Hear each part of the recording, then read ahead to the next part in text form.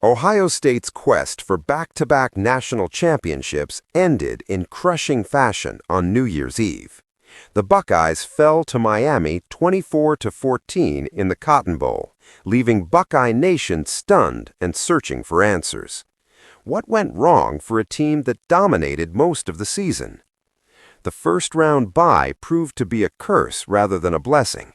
Teams with byes in the 12-team playoff are now 0-5 in the quarterfinals. Miami came out firing, building a 14-0 lead that Ohio State never recovered from. The Buckeyes hadn't faced a deficit that large all season. While they pulled within 17-14, they ran out of gas in the fourth quarter. Miami had already played in Texas less than 2 weeks earlier and didn't need to shake off rust like Ohio State did.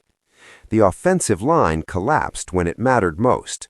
Before the Big Ten championship, they'd allowed only 6 sacks all season. Indiana and Miami combined for 10 sacks in those 2 losses. Julian Sayin faced relentless pressure he couldn't overcome. What's most disheartening is that tight ends Max Clare and Will Kekmaric were the best blockers for the Buckeyes. A group that bullied opponents for 12 games failed to rise when it mattered most. Special teams problems continue haunting Ryan Day's program.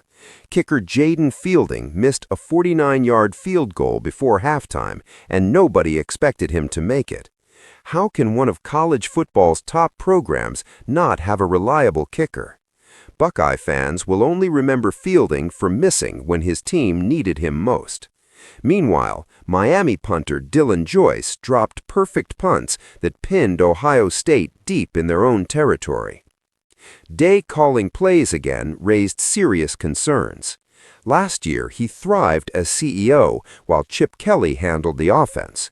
But with Kelly gone and Brian Hartline leaving for South Florida, there were too many cooks in the kitchen. The game plan suffered.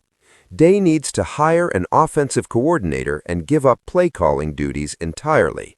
Maybe someone like Brian Daboll could take full control, allowing Day to focus on being the program's CEO. The defense couldn't deliver crucial stops.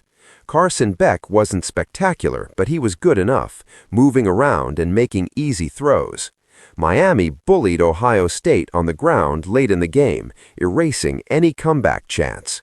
For a group that allowed just over 100 points heading into this game, they needed to give Sayin at least one more opportunity. That didn't happen. Linebacker Arvell Reese was notably quiet in the second half of the season. Despite likely going in the first round of April's draft, his stock might fall because he didn't show up against Indiana or Miami. Teams will think twice about selecting him high after those performances.